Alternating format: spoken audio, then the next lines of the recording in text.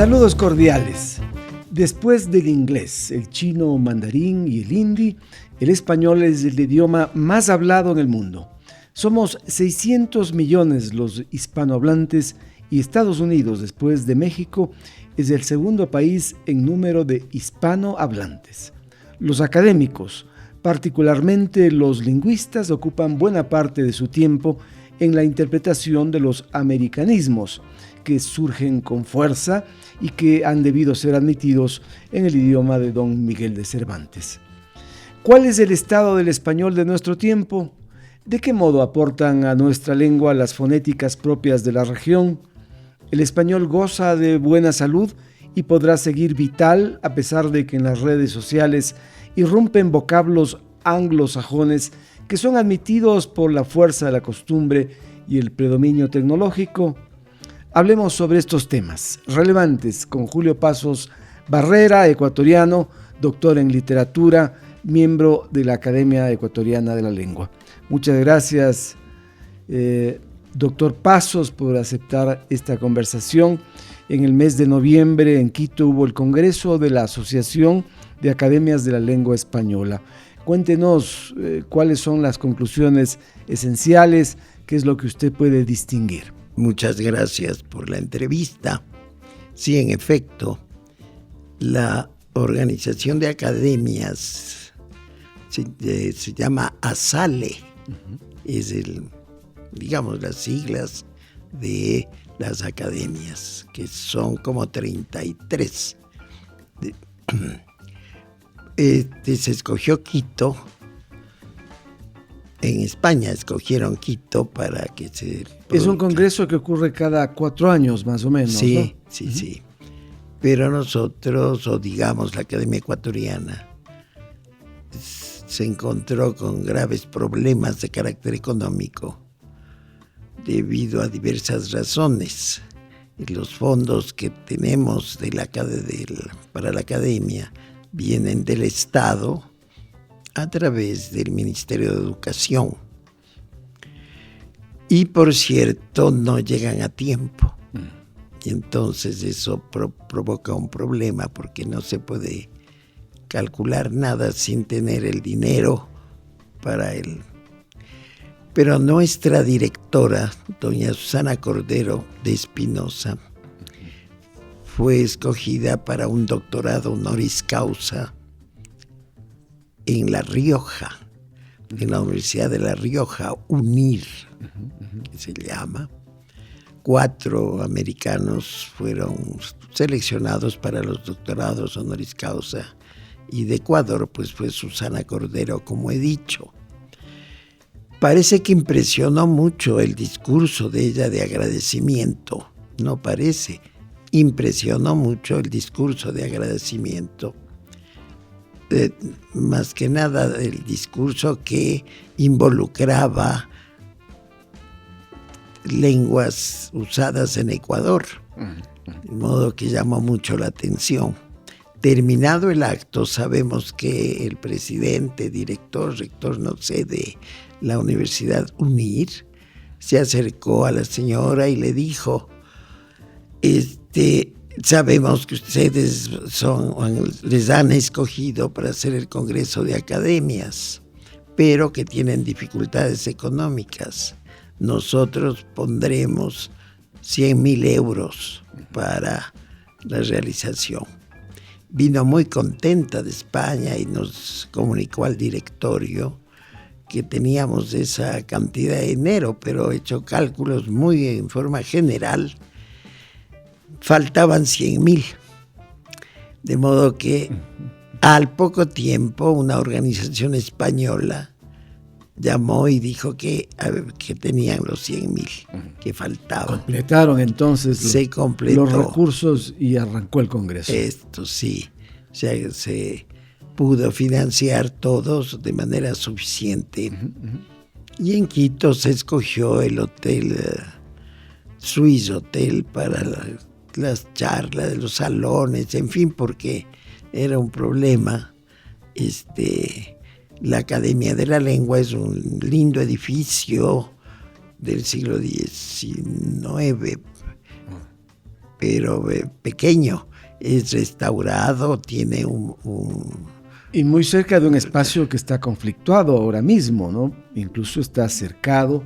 Bueno, sí, pero sobre todo la casa tiene sus ámbitos muy bien, como para la Academia de la Lengua en Ecuador, pero para poner tantas personas, no. Doctor Pasos, ¿qué es lo que más ocupó el tiempo de los asistentes? ¿Qué les preocupa? ¿Han, por ejemplo, examinado el estado del español actual?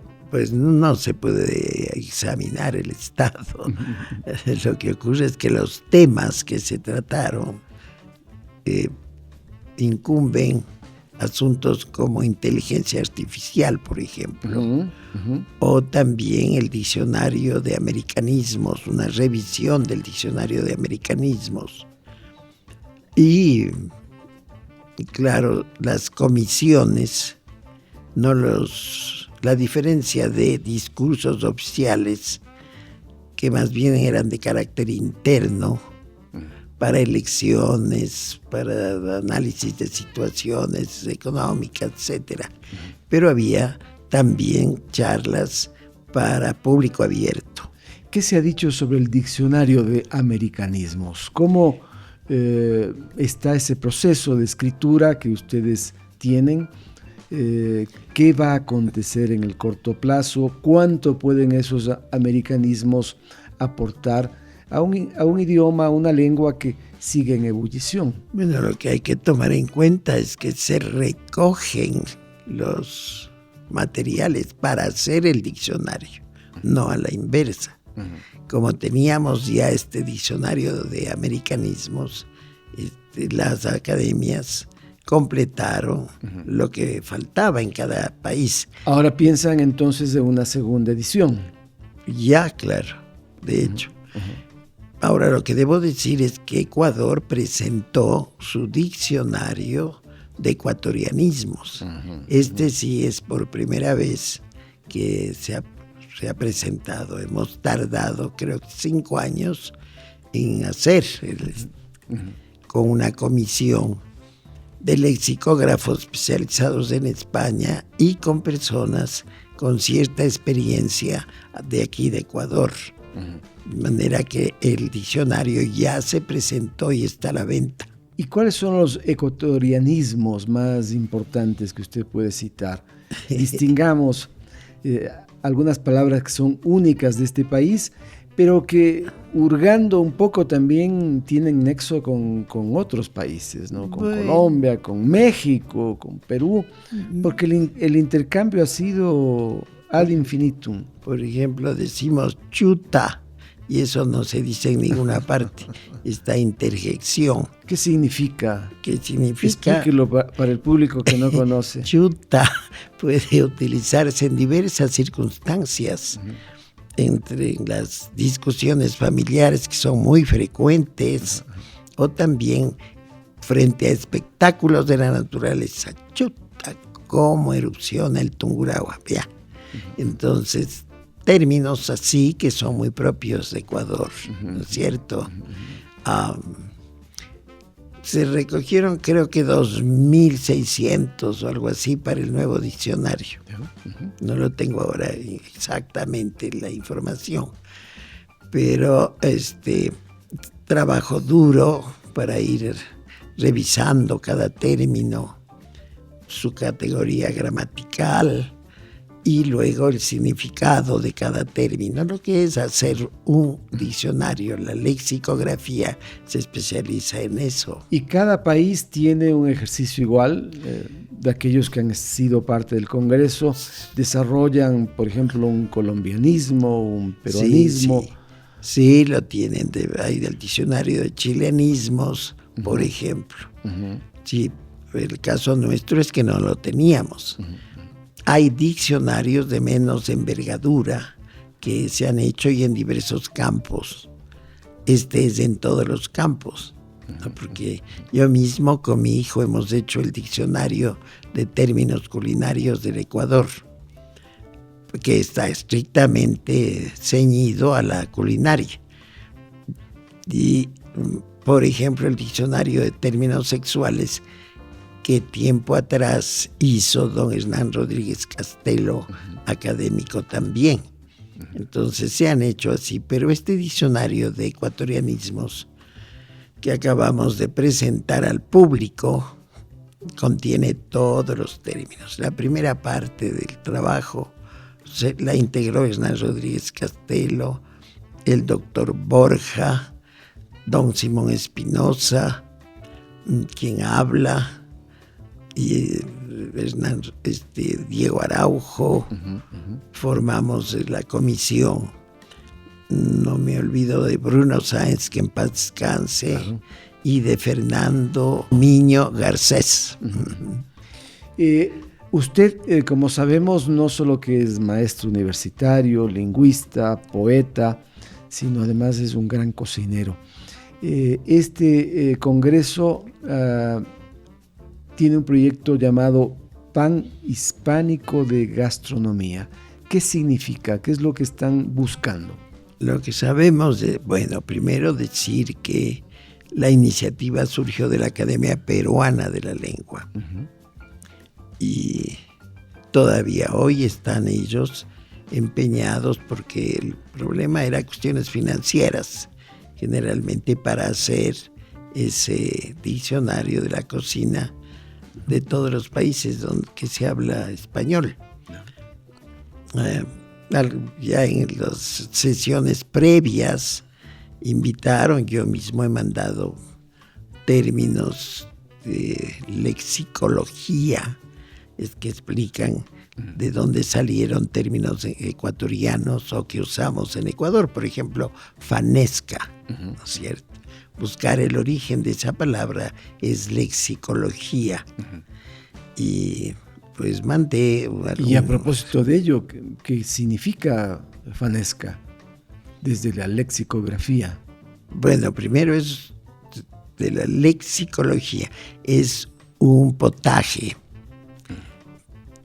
Y el potaje es el género, que en francés es potage.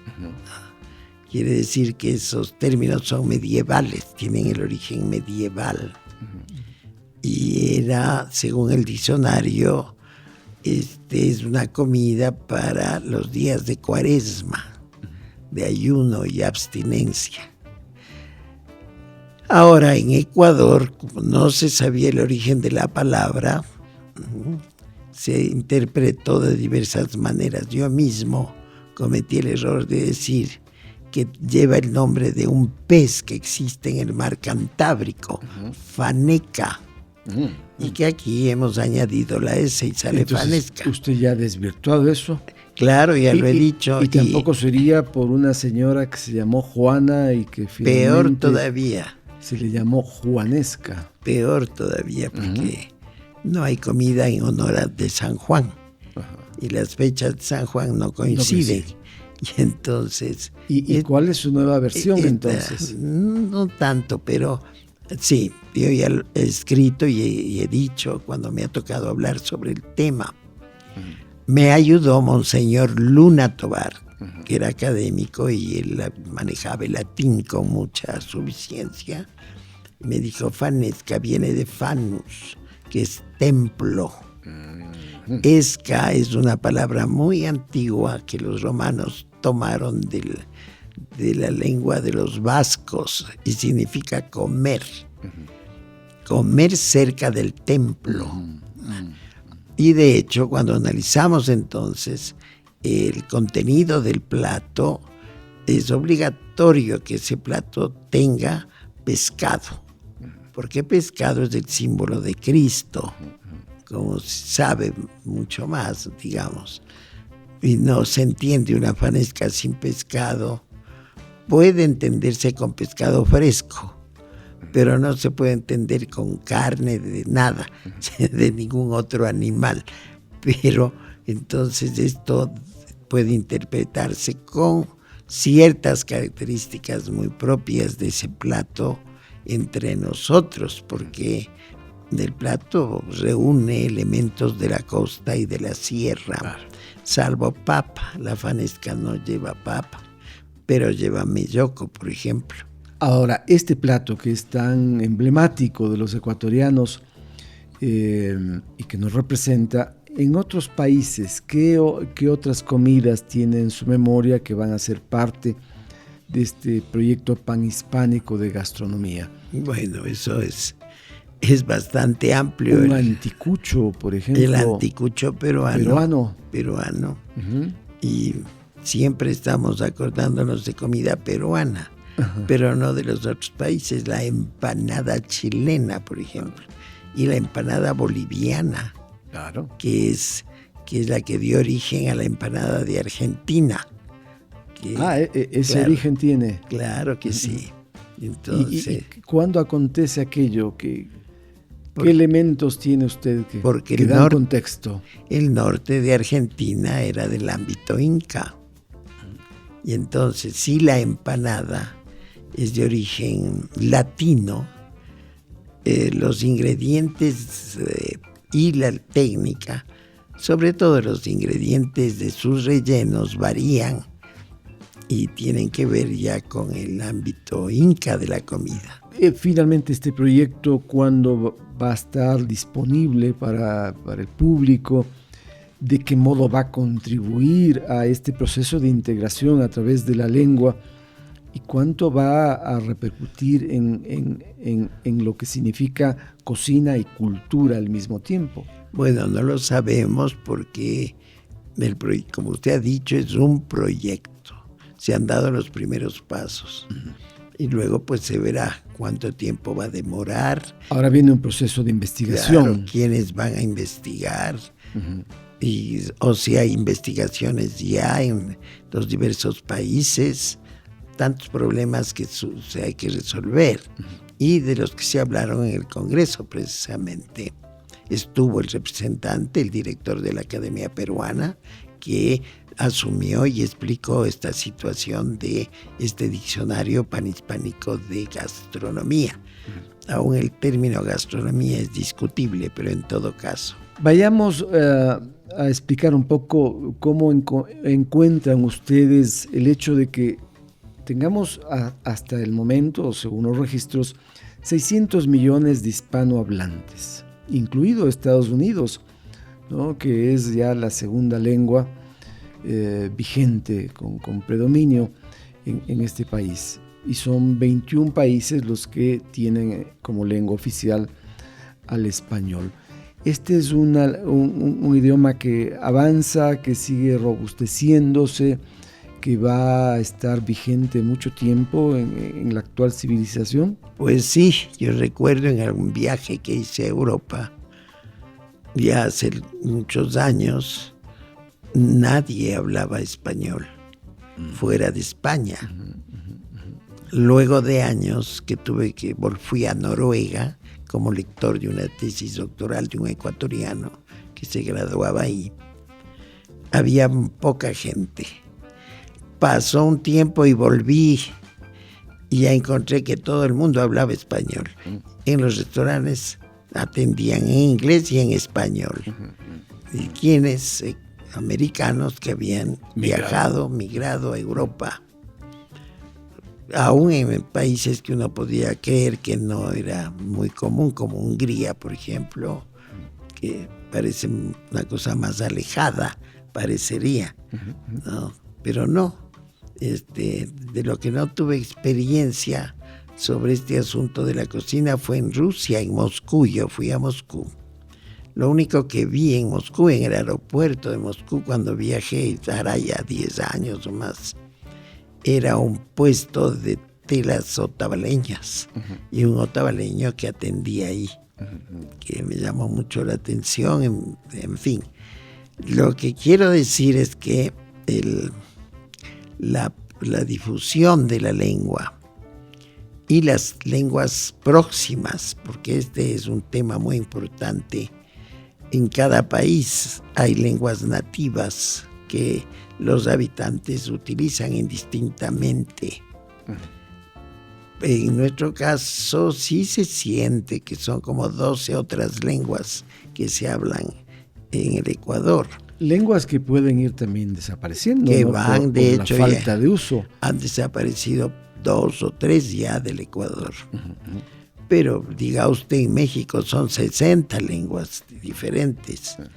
En todo caso, cuando usamos con predominio de español, como es el caso nuestro, lengua oficial. También el quichua es oficial. Nosotros decimos quichua, no quechua, ni usamos otras letras.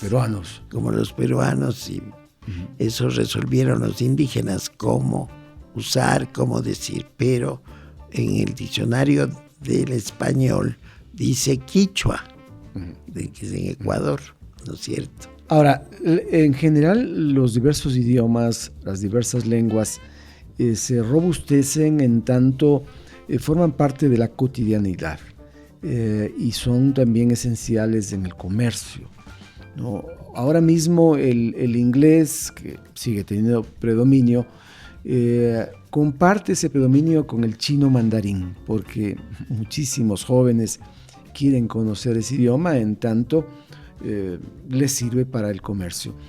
En esa condición, ¿el español juega un papel secundario o tiene también relevancia en los ámbitos del comercio? Yo diría que en todas las lenguas, en el inglés o en el chino mandarín, en fin, hay una tradición con respecto a la lengua que se usa. Y esa tradición tiene que ver con el pueblo que la usa. El pueblo es el creador de la lengua, dice el gran académico mexicano Alfonso Reyes, ¿no? Habría que pensar en eso, no ya en el sentido normativo, sino en el de uso. Hace algunos años, digo yo, cuando yo era muchacho, todavía se imponía el uso normativo de la lengua. Y eso fue un sacrificio, porque había que aprender, por ejemplo, la conjugación del verbo según Andrés Bello y según la academia. Hágame el favor. Bueno, pero hemos superado eso. Hoy el hecho de hacer diccionario de americanismos, de ecuatorianismos, significa que es el pueblo, el usuario el que hace. Y nos puede llamar mucho la atención quizás problemas de carácter gramatical, como los que compran cosas viejas, que creo que dicen, compro colas de plástico. ¿Qué es lo que dice este señor? Porque al ser, compro colas de botellas de plástico, algo así, pero él dice no, y yo oigo que dice... Colas entendida como gaseosa. Gaseosas. ¿No? Para quien no conozca ese claro, tema. Primero y dice colas y de plástico, peor todavía, que se refiere a la... Entonces quizás ahí valdría la pena, no que un académico, sino tal vez que el ministro de Educación intervenga y mejore eso en las escuelas, en fin, para exigir que se use con más precisión la lengua, no en forma normativa, pero que no la lengua no sirva para decir cosas contradictorias ni estúpidas, porque sencillamente una cola de plástico ahí no se entiende. Entonces, claro, quizás eso es trabajo de escuela, sin mayor... Pero, como le digo, la lengua sí la hace el pueblo, pero no hace cosas contradictorias. Ahora, la tecnología tiene preponderancia también a la hora de incorporar términos que no son originarios de una lengua, en el caso del español. Y allí quisiera plantearle algo que preocupa. La cotidianidad en realidad va generando nuevas acepciones, nuevos términos. Y en la tecnología, dígase, por ejemplo, banner, big data, cookie, kriptonita, descarbonizar, enchufable, ¿no? Son términos que la Real Academia del Español ha tenido que aceptar.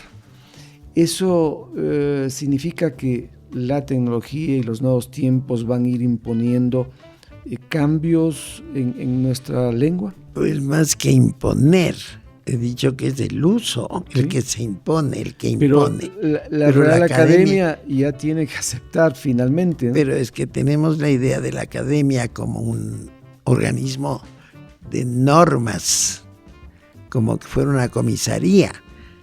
Y no es eso, la academia no es para que se hacen consultas y se responden lo que se puede. Hay consultas, ¿qué significa tal cosa o la otra? Y la academia responde, significa esto, significa lo otro. No se debe decir así, sino asado, pero no más. Entonces, sí, ya esos términos que usted ha dicho, banner, por ejemplo, es totalmente usado por las personas y de hecho debe estar ya en el diccionario de la academia. Sí, ha sido incorporado. Esto, porque el uso es el que se impone con el paso del tiempo. Ahí habrá de otras lenguas también que, de hecho, como hicimos con el francés, ¿no es cierto? Flan, o quizás términos que indican cuestiones de la cocina o de las flores, un buque de flores decimos, ¿no es cierto? Todo está ya que fue entrando desde el tiempo de los aportes de otras lenguas, porque nosotros tenemos como lengua ya oficial en segundo grado el quichua, sí, pero en primero el español. Y a medida del desarrollo de la República fue entrando lenguas, entraron otras lenguas, por ejemplo el francés de finales del siglo XVIII. El inglés británico también. Y del siglo XIX, y luego el inglés, y luego hasta el chino con Chaulafán en 1900. Que al parecer es un ecuatorianismo. Claro. Hay palabras como marketing, que finalmente ha sido admitido por la RAE, siempre y cuando se escriba con letra cursiva, ¿no? Esta decisión amerita su comentario. Significa que se admite el anglicismo, pero dejando una constancia gráfica de que no tiene un origen castizo. Por supuesto que sí. ¿Es ese el propósito? Claro que sí. Y de hecho, pues se pone la letra especial para señalar ese término. Y así puede ser de otras lenguas, no solamente marketing, sino que podemos usar lenguas del ruso, quién sabe de otras lenguas. Hay que señalarlas con letra cursiva. Con la cursiva. Ahora, estos términos que ya son comunes, dada la presencia de grandes plataformas o grandes buscadores como el Google, ahora hay muchos quienes dicen tienes que googlear, ¿no? Se convierte en verbo, o tienes que whatsappear para mandar un mensaje, ¿no? Eso, ¿cómo lo ven los lingüistas? Bueno, ellos han dicho. ¿Le genera problemas o finalmente lo admiten? No problemas, pero ellos han dicho siempre con un recurso muy humano. Hay que esperar. Hay que esperar. No es una respuesta, o es una respuesta. Si alguien me preguntara eso, yo diría, hay que esperar. Y entonces... Que el tiempo lo diga. Claro, y el tiempo era como whisky, creo que tardó 60 años en entrar al español, mientras todo el mundo se embebía con whisky, pero la academia con ese sentido policial ya no. Entonces, quién sabe googlear de acuerdo a las necesidades que imponen las necesidades del pueblo, del usuario, en el futuro pueda ingresar pues al diccionario. La academia es rápida en cuanto a discutir estas cosas, o ¿qué acontece? Sé que hay espacios donde se examina, donde se estudia, y para algunos ese proceso es bastante lento. ¿Qué cree usted que ocurre? Es lento porque también los cambios sociales son lentos. No es de la noche a la mañana que la gente está usando computadoras. ¿Cuántos años estamos usando computadoras? ¿Cuántos años estamos usando la televisión? Cuando vine a Quito, porque yo soy de Baños de Agua Santa, ya había un canal, en Baños no había. aquí en Quito, y hasta fui al canal que hubo en el Ichimbía y fui a leer poemas con otros amigos que nos invitaron. Pero mire, luego vino la televisión a colores, etcétera. Ahora todo el mundo tiene televisor y todo el mundo creo que puede conectar con otros aparatos, en fin. Y algunos han decidido también ya deshacerse del televisor, bueno, ¿no? De eso, y pero pasar a sus tablets. claro, lentamente ya comenzaron estos turistas a ir a la luna, pagaban para ir a la luna o pagan no sé qué cantidades para que les lleven a la luna. Pero es lento, no pienso que sea de la noche a la mañana. Siempre habrá años de cambios, etcétera, como cambia la sociedad. Tenemos la impresión de que el cambio es velocísimo, pero es una impresión. Yo recuerdo que me hablaban de que el sabor de las pastas de los años 20, 30 no era igual al sabor de las pastas de ahora.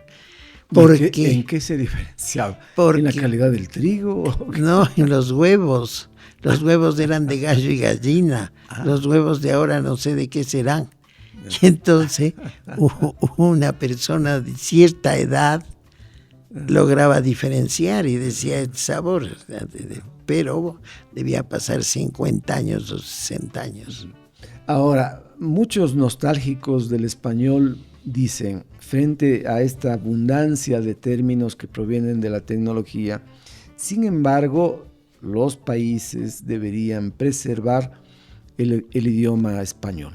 En el caso de online, no dicen, no se diga online, dígase en línea. En el caso del social media, dígase redes sociales, o con el e-commerce, diga comercio electrónico.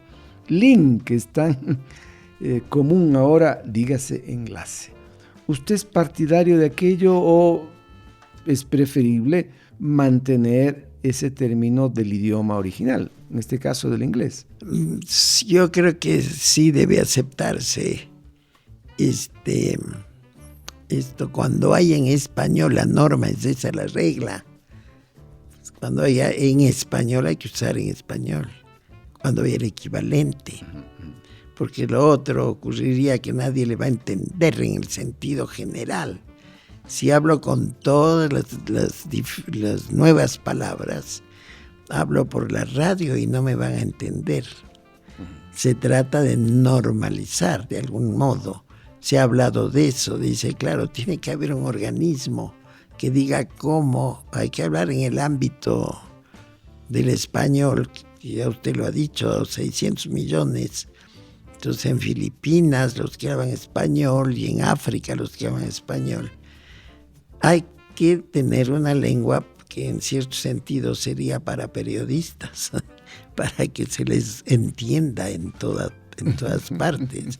De otra manera, no, pues si yo doy un informe solo con ecuatorianismos, ya en Colombia no me van a entender. Así es, y habló usted que tenían una preocupación respecto de la inteligencia artificial y el vínculo o el diálogo que tienen con el español.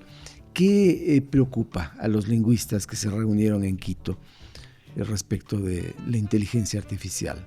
Bien, el tema de inteligencia artificial lo trataron en Chile primero. Y si hay un manual ya con respecto a este tema de la inteligencia artificial, de cómo los equivalentes en la lengua pueden ser útiles. Nadie objetó la existencia de la inteligencia artificial, porque de hecho es una ciencia, digo yo, para poder avanzar en el tiempo. Se habló de un manual que anula trabajos, ¿no? Claro. Muchos empleos quedan postergados. Por supuesto, y que el miedo es que los robots nos suplanten. Y claro, alguien que ame la lengua no le va a gustar, por supuesto. Yo amo la lengua y no quiero que un robot me suplante, por más ingenioso que fuera el robot, porque habrá robots que superen la inteligencia de muchos de nosotros, que tenemos inteligencia limitada, digo yo, no de otra manera, ni por nada, sino que de hecho habrá la necesidad de adoptar la inteligencia artificial. Donde quizá los lingüistas van a seguir teniendo un papel importante, ¿no? Porque también la inteligencia artificial tiene un montón de equívocos que no permite descifrar realidades que desde el estudio de la lengua pues les corresponde a los lingüistas. Sí, largas fueron las charlas que se presentaron en el Congreso. Pero alguien decía, la inteligencia artificial puede suplantar la inteligencia, pero no las emociones.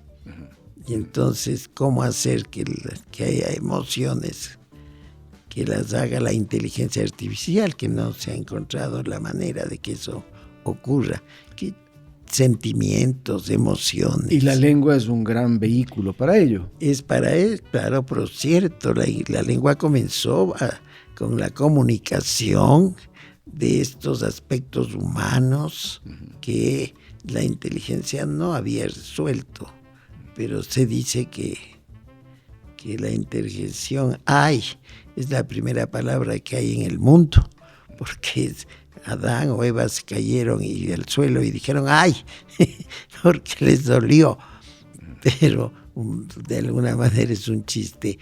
En todo caso, la lengua ha permitido conservar pensamientos de miles de años atrás, bellísimos pensamientos de la mitología griega, en los libros griegos, y en general todo eso la lengua ha ido en el proceso de conservación.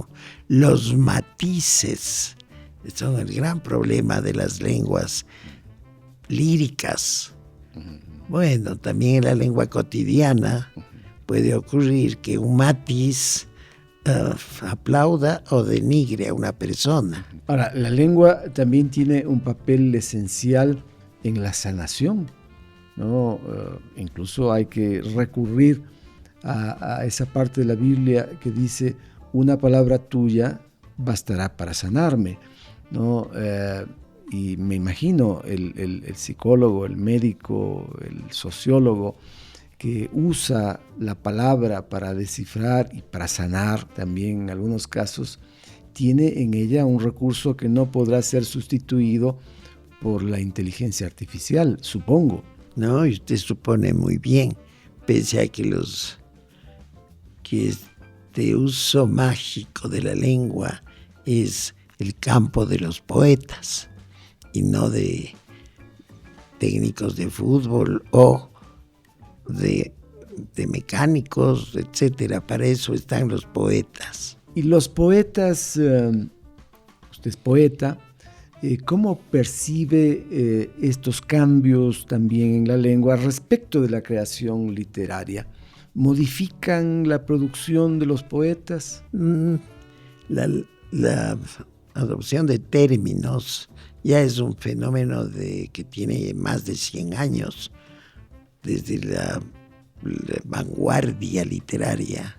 Se liberó el uso de la lengua con respecto al mensaje poético.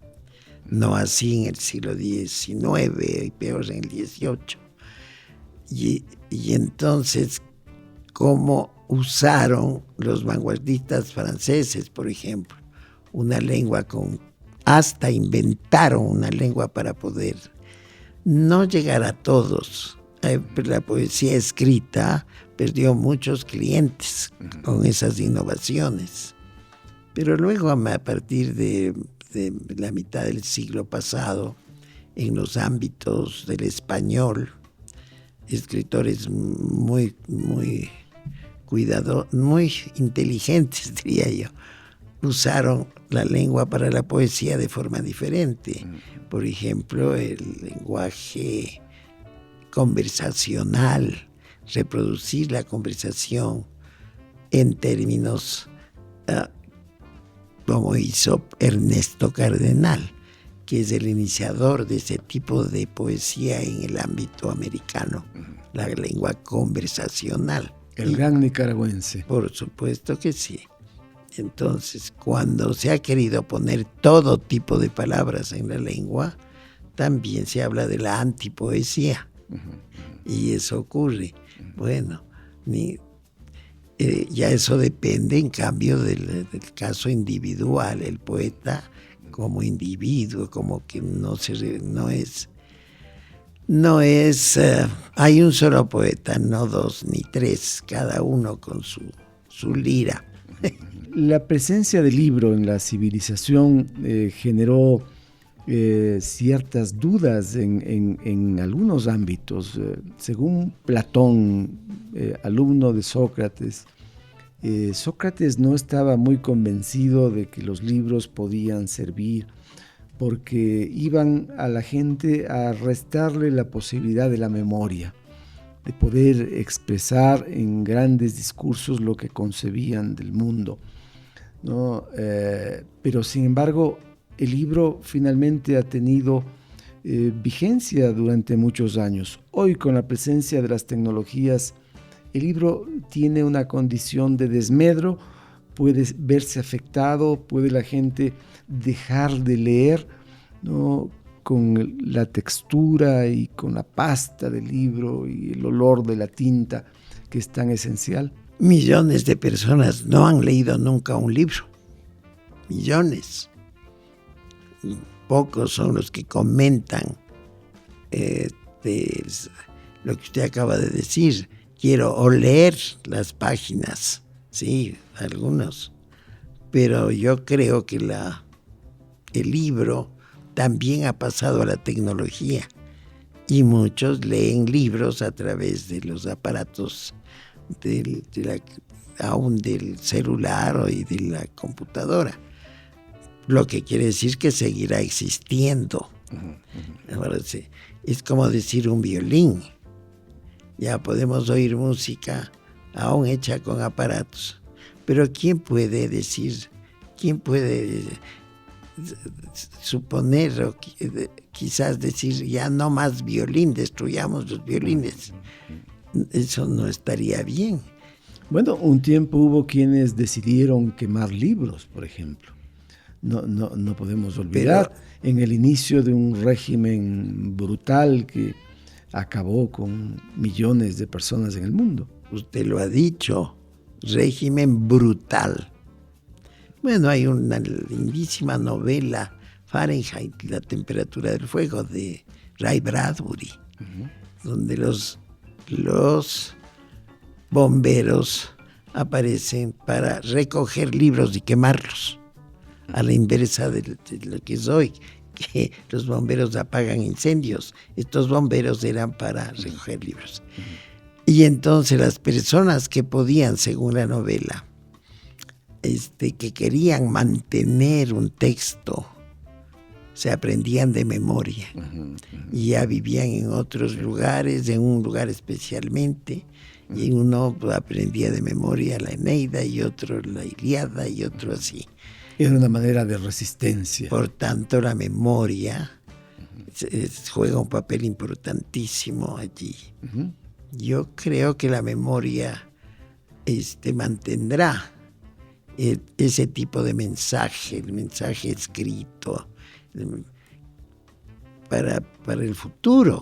Ahora, el consumo, especialmente de los más jóvenes, de contenidos literarios, en algunos casos, suele ser un consumo mínimo, ¿no? Quieren pastillas de 1 minuto, de 30 segundos, con alguna idea esencial y punto. Eso no le pone contra la pared al libro o al contenido que tiene un contexto y que tiene cosas que pueden ser sustanciosas. Creo que sí, pero no olvidemos un tipo de poesía china. El haiku es solo un dibujo. Y quiere decir que todo el mundo acabará leyendo haiku. y texto corto para el consumo general. Bueno, cuando niños nos enseñan las rondas, que son textos cortos, pero eso hay que notar que lo importantísimo es que nos enseñan a apreciar el ritmo, porque la ronda es siempre rimada y cantada. Ahora, el haiku que usted menciona de los chinos equivale a un emoji actual, ¿no? ¿Es eso también? ¿Son sociedades como la nuestra, occidental, que busca en lo gráfico la expresión de contenidos importantes y de modo breve? Pienso que sí, porque un chino, para ser culto, instruido, debía aprender más de 1000 signos, dibujarlos. Y miren lo que es la civilización china, que compite con la norteamericana, que solamente tiene 30 sonidos.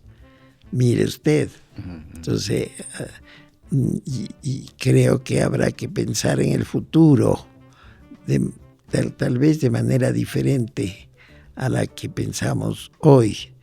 Pensamos nuestro futuro apenas a la idea de quién me va a heredar y qué le voy a dejar. Pero el futuro nos traerá sorpresas. Quién sabe qué. Algunos tienen mucho miedo del futuro, yo también. ¿Qué van a hacer con los avances científicos y las armas y todo eso? Resulta bastante complicado plantearse el futuro de la civilización, del mundo en general. Usted no es Nostradamus, No. doctor Pasos, pero de todas maneras me veo tentado a preguntarle, dada su erudición, ¿qué cree que va a ocurrir con el español en las próximas décadas? ¿Va a seguir vibrante? ¿Va a verse debilitado por la tecnología? ¿Van a surgir nuevas corrientes? No, yo creo que va a seguir vibrante por lo menos 100 años más. Y va a haber mucho más hablantes de español. Por ejemplo, es de los Estados Unidos. Y va a aumentar el número de hablantes. Como aumenta el número de pobladores, va a aumentar el número de hablantes. No creo que estemos al borde de la destrucción de la lengua, no creo. La prueba es de este congreso que hubo en Quito, a pesar de los apagones y de las vallas que ponen en la Plaza Grande. Tuvimos que, para llevar a conocer a los lingüistas de la Academia de la Lengua, tuvimos que hacer una serie de trámites y cosas con la alcaldía, en fin, para poder llevar y que conozcan esta ciudad bellísima, como dijeron ellos. Me tocó orientarles, guiarles en San Francisco y en la compañía. Y estaban asombrados de todo lo que veían.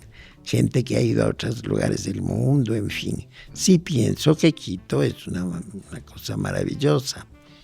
Y no sé, no quiero pensar en el futuro por ahora. Y seguro estos visitantes que vinieron de todo el mundo habrán disfrutado de la guianza del maestro Julio Pasos, cosa que han disfrutado también sus alumnos y uno que otro por ahí con cierto privilegio que ha podido acompañarlo a usted. Muchas gracias, doctor Pasos. Nos quedan 2 minutos.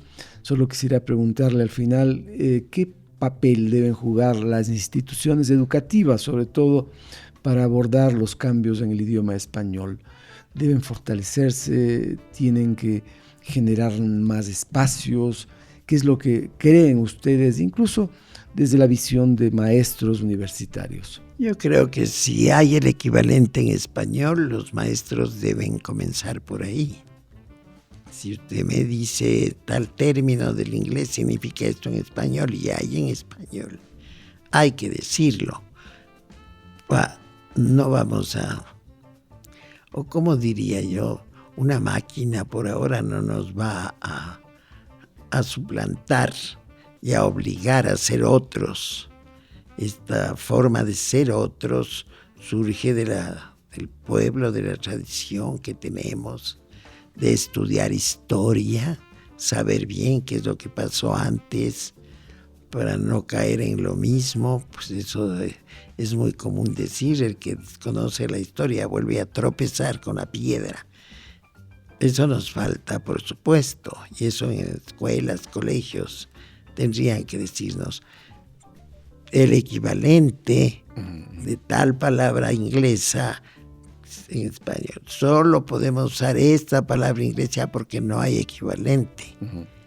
Pero se requiere para ello política pública, institucional, que dictamine métodos y contenidos. Por supuesto, el papel del Ministerio de Educación y el papel de las instituciones diversas que hay, ¿no? Casa de la Cultura, por decir, o para mi caso el Grupo América, y otras instituciones que existen deberían dar importancia a esto. ¿Y usted ve a los maestros sintonizando con estos desafíos? No en totalidad, pero claro, hay maestros y maestros, por supuesto, y ya quisiera que el gobierno de Ecuador reconozca la importancia de los maestros en el desarrollo de una sociedad, y para que esa sociedad combata por sí misma los males que hay, que todos sabemos. Y eso es lo importante, ¿no? Combatir el mal desde la infancia, ese mal, enseñar a la gente que no haga daño, que no use, no atente contra su propia salud, me refiero a las drogas. Y entonces eso tiene que ser desde la infancia, de orientar a eso, explicar qué es lo bueno, qué es lo malo, en fin, mejorar el asunto. Muy bien, muchas gracias al doctor Julio Pasos Barrera, maestro universitario, lingüista, cocinero también, como hemos dicho, de primera, y poeta. Por estar aquí con nosotros, un gran abrazo, y también a ustedes, amigas y amigos, que nos acompañan semana a semana. Que la pasen bien. Hasta pronto.